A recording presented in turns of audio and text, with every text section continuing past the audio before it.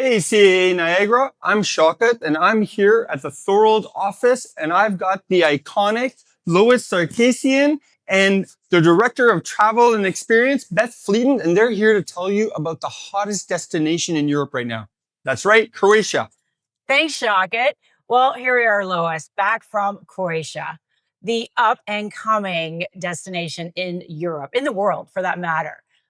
Couldn't have been there at a better time. October, you're back as tour director for our Journeys group. Tell us a little bit about it. It was wonderful, wonderful. We started in the north of the country, and which is a lot less known than the south part. And it was beautiful. We even had an opportunity to go into Slovenia, into Ljubljana and Lake Bled, and those places were gorgeous. And then coming down, we went into the national park, which is a UNESCO heritage site. And October is such a nice time to travel there because there's not a lot of crowds, and the weather is very, very comfortable. From there, we traveled south. Then we went into the touristy area of Croatia, which is Zadar, Split, and Dubrovnik. Beautiful areas along the coast, just gorgeous spots, and we ended up in Dubrovnik. Now, being on a tour, you basically just have to wake up each morning and go see your tour director. You've got most of your meals included, right? Yes. And still local cuisine. I think some people think, well, I'm going there, I'm on a coach tour, and it's not going to be cuisine from the destination, but it was, right? Yes. You had plenty of opportunity to try all their local delicacies and meals and dishes. Also, there was also opportunity to have what you're accustomed to as well. So don't let that shy you away from going, because they are very up to date with tourism from Europe. But the north, the rest of the world is now coming to visit, and so they are very, very well equipped. The time was great. Going on a tour is great because you see things that you may not have seen if you were to go on your own, and you learn about things. And the local tour guides that come, they just love their country, so the passion comes through, and you just have a better understanding of who they are, what they were before, and what they are now, and where they're going on into the future. It's a beautiful country. Yeah, I know we always try to do our research before we go, and you think, okay, I know exactly what's going to happen in this destination. And then you get there and you talk to the locals, and they're like, actually, that restaurant closed about 3 weeks ago. Or actually, that's not where the locals go. So I think by having this local guide, right? You have your guide that's looking after you the whole time. Yes. But then as you get to each city, you actually have that local guide get on with you who lives there. Yes. And is from there and can tell you exactly what's going on at that time. That's correct. Most of the guides are walking tours. Most of the tours are walking tours. And there is also free time that you can fill with optional tours if you wish to take advantage of everything that they have to offer. Or you can use that time to investigate places that you want to see. For example, in Split. Split's a beautiful city, lots of history there. And so, if you wanted to go out to the islands and visit the islands and experience them, you could. And if you didn't want to, you could just stay in this beautiful city and explore the ruins. I did do that, actually. I went over to the islands. I think there's over 1,200?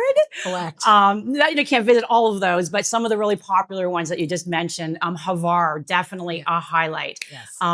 The grand yachts that were there were just amazing, and everything around there. It's like another destination that people might be aware of, that you go to the mainland and then visit some of the islands if you so choose. And I think that's what people think about.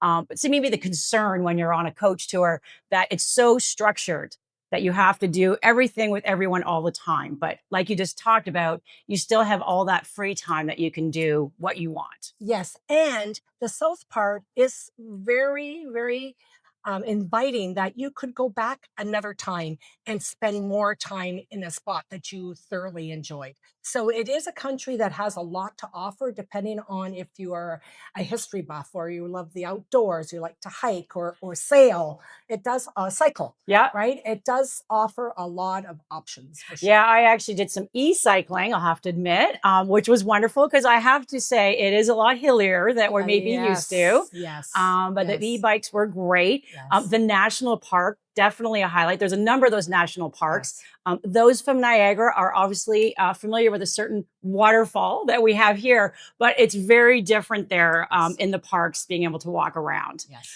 Any other major highlights? Oh, didn't you visit another country too? Yes, we went to Slovenia. Yes. Yes, we went to Slovenia, which back in many years ago was all part of the Yugoslavia. So very very close to the Italian border. But again, Lake Bled was gorgeous, and Ljubljana was a big surprise for everyone. They really really enjoyed the city, and they have a great system with coaches and buses and getting around Ubers, like they're all there. So you can definitely move around easily once you're there. Well, and one thing, this was the second time for me. The first time I was actually there alone.